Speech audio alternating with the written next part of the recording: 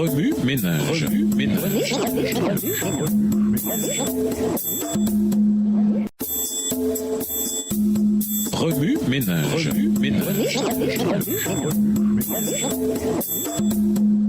Bienvenue dans votre émission. Remue ménage. Nous voilà à la leçon de jeudi, la foi seule. Lisons Éphésiens 5, le verset 8. Éphésiens 5, verset 8. Autrefois, vous étiez ténèbres, et maintenant vous êtes lumière dans le Seigneur. Marchez comme des enfants de lumière. Je me trouve actuellement à Lincoln, dans le Nebraska. Mais qu'est-ce qu'une fille venant de la côte Est fait ici, dans le Midwest? Vous dites-vous peut-être. Et je réponds, c'est Dieu qui m'a envoyé là. Je suis devenu adventiste le 19 avril 2014. Dieu m'a révélé la vérité au moment opportun.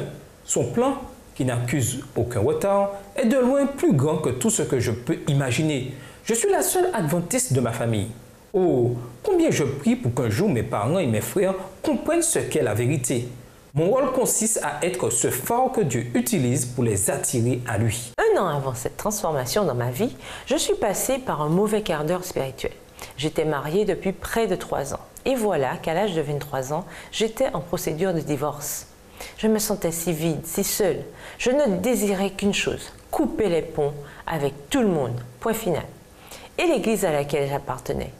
Après cet événement traumatisant, j'en étais au point où la seule vue d'une église m'irritait.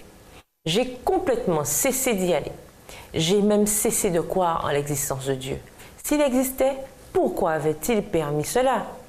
Mes questions ont tourné en colère, frustration, déception et dépression. Mes amis et ma famille comprenaient ce par quoi je passais. Ils m'ont dit que tout s'arrangerait. Mais je ne voulais rien entendre de personne. Je me disais, comment peuvent-ils savoir? Ils ne savent pas de quoi ils parlent. Un jour, j'en ai eu assez du sentiment de vide qui empoisonnait mon existence. J'ai recommencé à prier et à lire des méditations spirituelles. En voiture, je me suis mise à écouter sur la station de radio K-Love des histoires édifiantes ou des messages montrant comment Dieu œuvrait dans la vie des autres. Je sais qu'il fait concourir toutes choses à notre bien et pour sa gloire. La vie ici-bas n'est pas censée être facile. Par contre, Dieu est là pour nous diriger à travers la vallée des difficultés. Je voulais connaître Dieu davantage et lui remettre la direction de ma vie. C'est alors que j'ai commencé à développer une relation avec lui. Jamais je n'avais connu cela auparavant. Je lui ai remis ma vie, puis j'ai attendu ses instructions. N'ayez pas honte de votre passé. En ce qui me concerne, je sais que Dieu me donnera le bon partenaire quand ce dernier et moi serons prêts. Ce qui compte avant tout, c'est de me focaliser sur ma relation avec le Christ avant de laisser entrer quiconque dans ma vie.